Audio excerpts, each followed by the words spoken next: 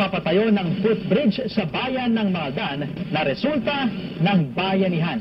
Masansanting na balita, hatid ni Jing Vallejos.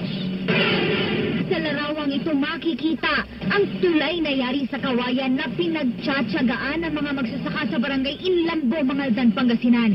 Ito ang tinatawid nila papunta sa kanilang palayan.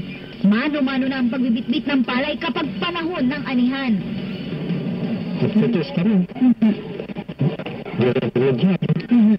Ang pabigat pa, kapag panahon ng tag-ulan, tumataas ang tubig sa karugtong ng irrigation canal na ito.